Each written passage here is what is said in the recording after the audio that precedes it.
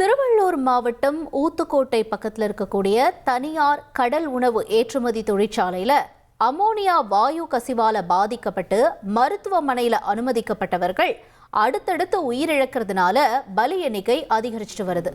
இந்த தருணத்துல தனியார் தொழிற்சாலை பாதுகாப்பு வல்லுநர் மற்றும் மருத்துவ நிபுணரோட கலந்துரையாட இருக்கிறார் சிறப்பு செய்தியாளர் Ranjith. Over to you Ranjith. வணக்கம் நேயர்களே. திருவள்ளூர் மாவட்டத்தில் கன்னிகைப்பேர்னு ஒரு கிராமம். இங்கே தனியாருக்கு சொந்தமான கடல் உணவு ஏற்றுமதி நிறுவனம் இருக்குது. மீன்கள், இறால்கள், நண்டுகள் மாதிரியான கடல் உணவுகள் பதப்படுத்தி வெளிநாடுகளுக்கு ஏற்றுமதி செய்யப்படுகின்றது. இந்த நிறுவனத்தில் தான் சுமார் ஒரு 60க்கும் அதிகமானவர்கள் வேலை செய்கிறாங்க. பதப்படுத்துவதற்காக பெரிய பெரிய ஃப்ரீசர் பாக்ஸ் இருக்கும். இதையெல்லாம் கூலிங்காக வைக்கிறதுக்காக அம்மோனியா வாயு சிலிண்டர்களில் பயன்படுத்தப்படுகின்றது. இந்த அம்மோனியா வாயு செல்லக்கூடிய வால்வில் ஏதோ ஒரு பிரச்சனை, அதனால் அம்மோனியா வாயு லீக் ஆகியிருக்கு.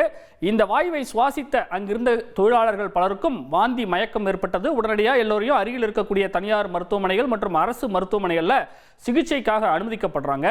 உயிரிழப்பு எண்ணிக்கை அதிகரித்து கொண்டே போகின்றது. தற்போது நாம் பேசிக்கொண்டிருக்கும் இந்த வேளையில் 7 பேர் உயிரிழந்திருக்கிறார்கள். 10க்கும் அதிகமானவர்கள் தீவிர சிகிச்சை பெற்று வருகிறார்கள். தமிழகத்தில் தொழிற்சாலைகளில் இதுவரை நடந்த விபத்தில் பெரிய ஒரு விபத்தா இதை நிபுணர்கள் சொல்றாங்க. மருத்துவமனையில் சிகிச்சை பெற்று வரக்கூடிய பலரது நிலைமை கவலைக்கிடமாக இருக்கிறதுனால உயிரிழப்பு எண்ணிக்கை இன்னும் அதிகரிக்கும் என்று அஞ்சப்படுகின்றது. சரி, இந்த விபத்தில் என்ன நடந்திருக்கும், எப்படி இந்த விபத்து நடந்துச்சு, ஏன் அங்கிருந்த தொழிலாளர்களால் தப்பிக்க முடியல அப்படின்னு எக்ஸ்பர்ட்ஸ் கிட்ட இப்போ நம்ம பேச போகிறோம். முதல்ல நம்முடன் தொழிற்சாலை பாதுகாப்பு வல்லுநர் திரு உதயகுமார் இணைகிறார். அவரிடம் பேசுவோம். சார் வணக்கம், இணைப்பில் இணைந்தமைக்கு நன்றி. சார், முதல்ல இப்போ அம்மோனியா வாயு கசியுது அப்படின்னு சொல்லும்போது அது அங்கே இருக்கக்கூடிய தொழிலாளர்களால் உணர முடியாதா, எப்படி? சார் வணக்கம் சார். ஆக்சுவலா அவங்களால உணர முடியும் சார். அம்மோனியா வாயு கசிவு அப்படின்னு இருந்துச்சுன்னா அது வந்து இட்ஸ் அ ஸ்மெல். அது வந்து ஸ்மெல் கொடுக்கும். ஒரு கம்மியான அளவுல கசிஞ்சாலே அங்க வந்து ஓடர் இருக்கும். அதாவது ஒரு வெங்காயம் மாதிரி, வெள்ளைப்பூட அழுகுன மாதிரி, அந்த மாதிரி ஸ்மெல் கொடுக்குங்க சார்.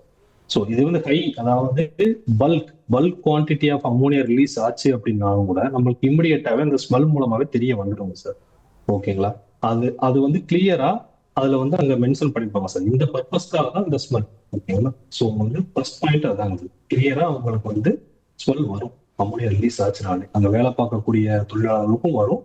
அது மட்டும் இல்லாம நீங்க வந்து ஒரு அம்மோனியா ஒரு இடத்துல ரிலீஸ் ஆகுதுன்னா அதுக்கான டிடெக்டர் அங்க பிக்ஸ் பண்ணிருப்பாங்க சார். மோர் தென் 25 ppm லெவல்ல பார்ட்ஸ் பெர் மில்லியன் சொல்லுவாங்க. அந்த மாதிரி லெவல்ல போச்சுனாலே, எக்ஸ்போசர் பண்ணக்கூடிய லெவல்ல போச்சுனாலே நமக்கு வந்து அந்த டிடெக்டர் டிடெக்ட் பண்ணிடும் சார். டிடெக்ட் பண்ணி it's given to alarm all the person. எல்லாத்துக்கும் அலார்ம் கொடுக்குற மாதிரி ஒரு சிஸ்டம் வந்து கிரியேட் பண்ணி வச்சிருப்பாங்க சார்.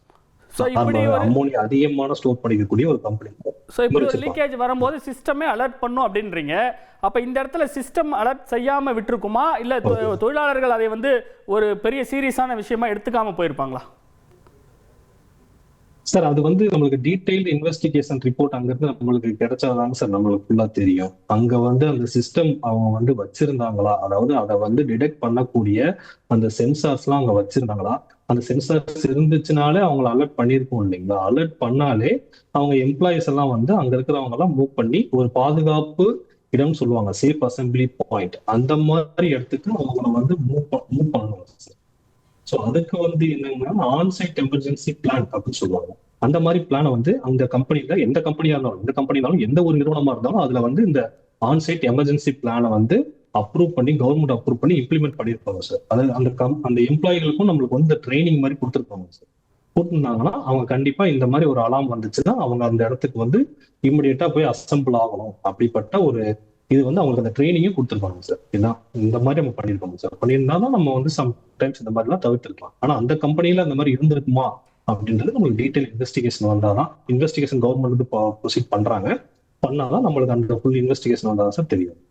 பொதுவாக இந்த மாதிரி அம்மோனியா வாயு கசிவின்னு ஒன்று நடக்கும்போது அங்கிருந்து தப்பிப்பதற்கான அந்த கால அவகாசம் வந்து எப்படி சார் இருக்கும் சார்? அதாவது அதுக்கு தாங்க சார் நம்ம வந்து அந்த அம்மோனியா கால அவகாசம் அப்படின்னு கேட்டீங்கன்னா அது இம்மிடியேட்டா அந்த அலாம் ரைஸ் ஆயிருந்துச்சுன்னா அந்த எம்ப்ளாயிஸ் வந்து இம்மிடியேட்டாவே வெளியே போகணுங்க சார். வெளியே போய் அந்த இடத்துல போய் அசம்பிள் ஆயிருக்கணும் சார். ஆக்சுவலி அந்த கால அவகாசத்தை வந்து நம்ம அவங்களுக்கு அந்த ட்ரைனிங் கொடுத்திருந்தா மட்டும்தான் அவங்க அந்த இடத்துல போய் அசம்பிள் ஆயிருந்திருப்பாங்க. ஓகேங்களா? ஸோ அதுவும் இல்லாம கால அவகாசம் அப்படின்னு சொல்லும் போது வந்து இவங்களுக்கு அது எவ்வளவு குவான்டிட்டி. இப்போ ஜென்ரலாவே நார்மலாவே ஒரு கெமிக்கல் வந்து இந்த மாதிரி இருக்கு, ஒரு ரசாயனம் இருக்கு அப்படின்னா நீங்க அதுக்கான வந்து மெட்டீரியல் சேஃப்டி டேட்டா ஷீட்னு சொல்லுவாங்க, MSDS. அந்த MSDS வந்து நீங்க வந்து எந்தெந்த லாங்குவேஜ், அதாவது அங்க இருக்கிற மேஜர் லாங்குவேஜ் இருக்கிறவங்கள வந்து அந்த தமிழ், தெலுங்கு ஆர் என்ன ஹிந்தி அப்படின்னு லாங்குவேஜ்ல கொண்டு வந்து அதுல வந்து என்னென்ன ப்ரோட்டோகால், இப்போ இன்கேஸ் இது ரிலீஸ் ஆச்சுன்னா என்ன பண்ணணுன்றது வந்து அந்த ப்ரோட்டோகால்லாம் இருக்குங்க சார். அந்த ப்ரோட்டோகாலை அவங்களுக்கு சொல்லி கொடுத்து அதை வந்து நம்ம ஃபாலோ பண்ணிச்சிருக்கோம் சார். ஓகேங்களா, அதுல இருக்குங்க சார் கால அவகாசம் அப்படின்றது. நம்ம வந்து அந்த இதுல கொடுத்துருந்தோம்னா அந்த கால அவகாசத்துக்குள்ள அவங்க வெளியே போயிருந்தாங்க அப்படின்னா இதுல இருந்து அவங்க வந்து தப்பிச்சிருக்கலாம் சார். இந்த மாதிரி ஒரு விஷயத்துல இருந்து அவங்க வந்து தப்பிக்கிறதுக்கான வாய்ப்புகள் அதிகமா இருக்குங்க சார். இப்போ ஒருவேளை சம்பந்தப்பட்ட இடத்துலயே அவங்க மயக்கமடைஞ்சு கீழே விழுந்திருப்பாங்களா? அப்படி மயக்கமடைஞ்சு கீழே விழுந்திருந்தா ஏதாவது முதலுதவி சிகிச்சைன்னு இருக்கா இதுக்கு ஏதாவது? கண்டிப்பா இருக்குங்க சார். முதலுதவி சிகிச்சைன்னு எதுவுமே இல்லாம இல்லைங்க சார். அங்க வந்து என்னன்னா இது இந்த மாதிரி வரும்போதுங்க சார் நமக்கு வந்து ஃபர்ஸ்ட் பாயிண்ட் வந்து சார், இப்ப ரிலீஸ் ஆயிருக்கு நமக்கு தெரிஞ்ச உடனே காற்று, அதாவது நம்மளுக்கு அந்த விண்ட் டைரக்ஷன் பார்ப்பாங்க சார். விண்ட் டைரக்ஷன் பார்த்து அதுக்கு ஆப்போசிட் டைரக்ஷன்ல ஃபர்ஸ்ட் வந்து எம்ப்ளாயிஸ் எல்லாத்தையும் வெளியே கொண்டு வருவாங்க சார். அது மட்டும் இல்லாம இந்த கண்ணெரிச்சல், கண்ணுல வந்து நீர் வடிதல், மூக்கு தொண்டை அந்த எரிச்சல், அந்த மாதிரி இருமல், அந்த மாதிரியான சிம்டம்ஸ்லாம் காட்ட ஆரம்பிக்குங்க சார். இந்த மாதிரி ஸ்பாட்லயே காட்ட ஆரம்பிக்கும் போது கண்ணெரிச்சல்லாம் வந்துச்சுன்னா நம்ம வந்து ஐவாஷ் ஸ்டேஷன் அப்படின்னு சொல்லுவாங்க. அதே மாதிரி இந்த மாதிரி ஸ்ப்ரிங்க்லர் வாஷ் ஸ்டேஷன் சொல்லுவாங்க. இந்த மாதிரி கெமிக்கல் ஸ்டோர் பண்ற இடத்துல இந்த மாதிரி ஃபர்ஸ்ட் எய்ட் உபகரணங்கள் இந்த மாதிரிலாம் இருந்துச்சுன்னா இமிடியேட்டா ஒரு 10 to 15 நிமிஷம் அவங்கள வந்து ஐவாஷ் பண்ணிருக்கலாம். அதுக்கப்புறம் வந்து அதாவது நான் சொல்றது வந்து ஸ்மால் குவான்டிட்டி ஆஃப் இது வந்து டைரக்டா அஃபெக்ட் பண்ணுவாங்க. ஓகேங்களா, பண்ணியிருந்தோம்னா அந்த மாதிரி இது முதலுதவி வந்து பண்ணிட்டு இமிடியேட்டா ஹாஸ்பிட்டல் வந்து நம்ம கொண்டு போயிடணும் சார். அவங்களுக்கு அந்த வாட்டர்ல அவங்க நிக்க வைக்கிறதுங்க சார், அந்த மாதிரி நம்ம முதலுதவி எல்லாம் கொடுத்துருப்போம். அவங்களுக்கு கொடுத்துட்டு நம்ம அவங்கள வந்து பக்கத்துல இருக்க ஹாஸ்பிட்டலுக்கு மொபிலைஸ் பண்ணிடுங்க சார். மேஜர் லெவல்ல அஃபெக்ட் ஆறாங்கன்னா அங்கேயே கொலாப்ஸ் ஆயிடுவாங்க சார். அதை வந்து நம்ம வந்து ஃபர்ஸ்ட் எய்ட் கொடுக்கணும் அப்படின்னா கம்பெனிக்குள்ளேயே வந்து ஆக்குபேஷனல் ஹெல்த் சென்டர்னு சொல்லுவாங்க. ஓகேங்களா, அது டாக்டர் அனுமதி, அந்த ஒரு டாக்டர் கண்டிப்பா இருக்கணும். அவங்க வந்து 24 மணி நேரமும் 7 நாட்களும் ஒரு டாக்டரும் நர்ஸும் இருக்கணும் சார். இந்த மாதிரி பெரிய பெரிய கெமிக்கல் ஸ்டோர் பண்ற கம்பெனில இருந்திருக்காங்க சார். அவங்க வந்து அதை கரெக்டா அவங்களுக்கு வந்து அந்த ஃபர்ஸ்ட் எய்ட் கொடுக்கலாம். சரிங்களா, இப்படி ஃபாலோ பண்ணி அவங்க வந்து இமிடியேட்டா பக்கத்துல இருக்க பெரிய ஹாஸ்பிட்டல் மூவ் பண்ணுவாங்க. தமிழகத்துல இதுவரைக்கும் நடந்த தொழிற்சாலை விபத்துல இது ஒரு மோசமான விபத்தா பார்க்கப்படுகிறது. அப்ப அம்மோனியா வாயுவை டீல் பண்ணும்போது அந்த கம்பெனியில் என்ன மாதிரியான பிரிகாஷனரி நடவடிக்கைகள் எடுப்பாங்க?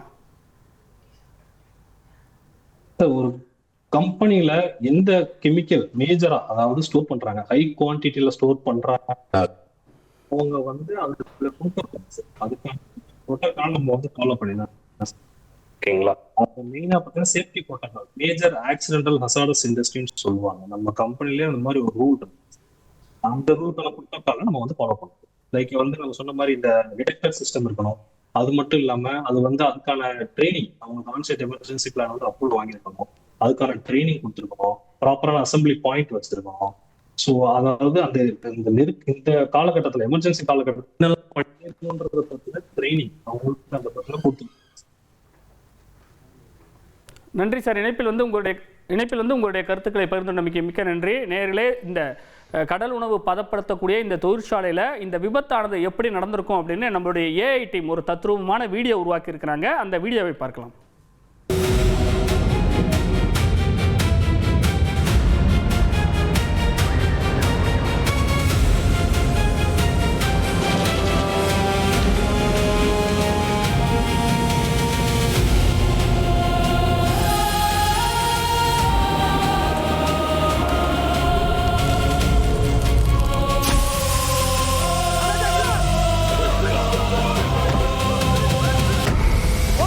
What is it?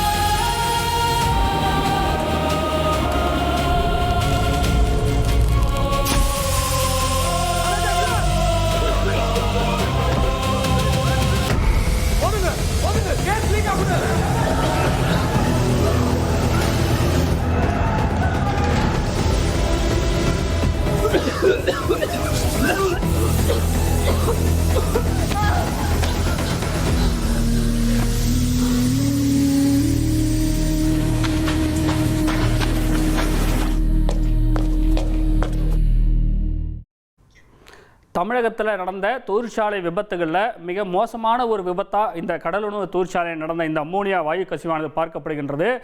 முழுக்கவே 70க்கும் அதிகமான தொழிலாளர்கள் வேலை பார்த்துருக்குறாங்க. இவர்களில் பெரும்பாலும், அதாவது அனைவருமே அப்படின்னு கூட சொல்லலாம், எல்லோருமே வடமாநில தொழிலாளர்கள், அதுவும் குறிப்பாக பெண்கள் என்பது இந்த இடத்துல குறிப்பிடத்தக்கது. இப்போ தமிழகத்தை பொறுத்த வரைக்கும் எந்த ஒரு இண்டஸ்ட்ரி நம்ம எடுத்துக்கிட்டாலும் சரி, அங்கே முழுக்கவே வடமாநில தொழிலாளர்களின் ஆதிக்கம் தான் அதிகமாக இருக்கின்றது. அந்த வகையில் இப்போ இது போன்ற ஒரு நிறுவனத்திலையும் நம்ம வடமாநில தொழிலாளர்கள் தான் அதிகம் பேர் தங்கி வேலை பார்த்ததை நம்மால் பார்க்க முடிகிறது. விதிமீறல்கள் ஏதாவது இந்த தொழிற்சாலையில் நடந்ததா அப்படிங்கிறது இப்போ $1 மில்லியன் கேள்வியாக இருக்கின்றது. ஒன்று, அந்த தொழிலாளர்களை அந்த சம்பந்தப்பட்ட தொழிற்சாலைக்குள்ளேயே, அதாவது தனியாக வேறு ஒரு இடத்துல அவங்களுக்கு தங்குமிடம் கொடுக்கப்பட்டிருக்க வேண்டும். ஆனால் இந்த இடத்துல, இந்த தொழிற்சாலையில் தங்குவதையும் அந்த தொழிற்சாலைக்குள்ளேயே அவங்களுக்கு தங்க இடம் கொடுக்கப்பட்டிருப்பதாக சொல்லப்படுகின்றது. முதல் கட்ட விசாரணையில் அப்படி தங்கியதனால தான் இது போன்ற ஒரு பெரிய விபத்தானது நடந்ததா அப்படிங்கிற ஒரு கேள்விகள் எழுகின்றது. இன்னொரு பக்கம் பாதுகாப்பு சார்ந்த விஷயங்கள் எந்த அளவுக்கு இருந்தது அப்படிங்கிறது ஒரு கேள்விக்குறியாக இருக்கின்றது. இந்த நேரத்தில் நுரையீரல் சிறப்பு மருத்துவர் சபரிநாத் ரவிச்சந்திரன் நம்மிடையே எழுகிறார். சார் வணக்கம், இணைப்பில் இருந்தமைக்கு நன்றி. இப்போ உயிரிழந்திருக்கிற 5 பேருமே பெண்கள் தான். பொதுவாக இந்த அம்மோனியா வாயு கசிவு அப்படிங்கிறது ஆண்களை தாண்டி பெண்களை தான் அதிகம் பாதிக்குமா, எப்படி சார்? இல்ல சார், அது உண்மை இல்ல சார். ஆண்கள் பெண்கள் 2 பேருக்குமே ஒரே மாதிரி தான் பாதிப்பு இருக்கும். ஆண்களுக்கும் பெண்களுக்கும் இந்த மாதிரி பாய்சனஸ் கேஸ்ல டிஃபரன்ஸ் எல்லாம் ஒண்ணுமே கிடையாது. யாரு எவ்வளவு இருக்காங்கன்றதுதான் ரொம்ப ரொம்ப முக்கியம். 20 pm மேல யார் சுவாசிச்சிருக்காங்களோ அவங்களுக்கு எல்லாம் பாதிப்பு ஏற்படும்.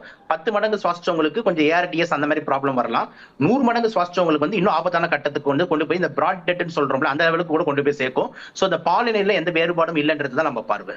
இப்ப தீவிர சிகிச்சையில இருக்கிறவங்க பிழைப்பதற்கான வாய்ப்புகள் எந்த அளவுக்கு சார் இருக்கு? சார் கண்டிப்பா நல்லாவே இருக்கு. ரொம்ப இம்பார்ட்டண்டா இந்த ARDS ப்ராப்ளம்க்கு மெயின் ட்ரீட்மெண்ட்டே பாத்தீங்கன்னா ஆக்சிஜன் அண்ட் வென்டிலேட்டர் தான். அப்ப ஆக்சிஜன் அண்ட் வென்டிலேட்டர் கேர் சில பேருக்கு ரொம்ப நாள் எடுக்கும். ஒரு வாரம் 2 வாரம் கூட எடுக்கும் அந்த ARDS இருந்து வெளியே வர்றதுக்கு. கொஞ்சம் மைல்டு ARDS இருக்கிறவங்களுக்கு வெறும் ஆக்சிஜன் தெரப்பியே போதுமானது. வென்டிலேட்டர் கூட தேவைப்படாது. NIV மற்றும் ஆக்சிஜன் மாஸ்க்லயே வெளியே வரலாம். கூடவே கொஞ்சம் ஆன்டி இன்ஃப்ளமேட்டரி ஸ்டீராய்ட்ஸ் இந்த மாதிரி விஷயங்கள்லாம் தேவைப்படும். சோ அதனால கண்டிப்பா சர்வைவல் சான்சஸ் பெட்டரா தான் இருக்கும். ஏன்னா இந்த மாதிரி விஷயங்கள் நிறைய நம்ம டேக்கிள் பண்ணிருப்போம். அதுன்றதுனால ARDS ஒரு பெரிய ப்ராப்ளம் இருக்காது சார். இப்ப பாதிக்கப்பட்டு குணமடைந்தவர்களுக்கு எதிர்காலத்துல வேறு ஏதும் உடல்நல பிரச்சனைகள் வர வாய்ப்பு இருக்கா, எப்படி? இல்ல சார், அது கிடையாது. எப்படி அப்படின்னு பாத்தீங்கன்னா, நான் என்ன சொல்றேன், அமோனியா கேஸ்னால உங்களுக்கு ஃபியூச்சர்ல மரபணுக்கள்ல ஏதாவது பிரச்சனை வந்துரும், அடுத்த ஜெனரேஷனுக்கு ஏதாவது ப்ராப்ளம் வரும், அந்த மாதிரி எல்லாம் எதுவும் இருக்கிறதுக்கு வாய்ப்பு இல்லை. அதே மாதிரி ஏதாவது உங்களுக்கு ப்ராப்ளம் ரிலேட்டட் ஏதாவதுன்னா இருக்கணும். ஓகேங்களா? இந்த டைம்லயே அவங்களுக்கு ஏதாவது ஒரு உறுப்பு டேமேஜ் எதுவோ இப்ப இவங்க ஹாஸ்பிட்டல் இருக்கிற டைம்லயே இருக்கும். ஒன்ஸ் சரியாகி வெளியே வந்துட்டாங்கன்னா இதுக்கப்புறம் அவங்களுக்கு அந்த ப்ராப்ளம் இருக்காதுன்றது உறுதியா சொல்லலாம். ப்ராப்ளம் வந்தா இப்பயே வரணுமே தவிர ஒன்ஸ் நல்லா ஆயிட்டு டிஸ்சார்ஜ் ஆகி போயிட்டாங்கன்னா அவங்களுக்கு திருப்பி இந்த அமோனியானால பிரச்சனை எல்லாம் இருக்காது. ஏன்னா இது ஒரு அக்யூட் பாய்சனிங். இந்த டைம்லயே ப்ராப்ளம் ஏற்படும், இந்த டைம்லயே சரியாயிடணும். ஏதாவது ப்ராப்ளம்னா இந்த டைம்லயே ஆகணும். ஃபியூச்சருக்கு எந்த பாதிப்பும் இருக்காது. நன்றி சார். இணைப்பில் உங்களுடைய கருத்துக்களை பகிர்ந்துள்ளமைக்கு மிக்க நன்றி. இந்த விவகாரத்தில் முழுமையான விசாரணை அறிக்கை 3 நாட்களுக்குள்ளாக சமர்ப்பிக்கப்பட வேண்டும் அப்படின்னு முதலமைச்சர் விஜய் உத்தரவிட்டிருக்கிறாரு. அதனால முழுமையான விசாரணை அறிக்கையின் அடிப்படையில் சம்பந்தப்பட்ட அந்த கடல் உணவு ஏற்றுமதி நிறுவனம் விதிமீறலில் ஏதாவது ஈடுபட்டதா, தொழிலாளர்களின் பாதுகாப்புக்கு அச்சுறுத்தலாக இந்த நிறுவனம் செயல்பட்டதா, அவருடைய பாதுகாப்பை ஏன் உறுதிப்படுத்தவில்லை என்பது தொடர்பாக பல்வேறு தகவல்கள் இந்த விசாரணை அறிக்கையில் வெளிவரும். அதைத் தொடர்ந்து அந்த சம்பந்தப்பட்ட நிறுவனத்தின் மீது தமிழக அரசின் நடவடிக்கை கடுமையாக இருக்கும் என்று எதிர்பார்க்கப்படுகிறது.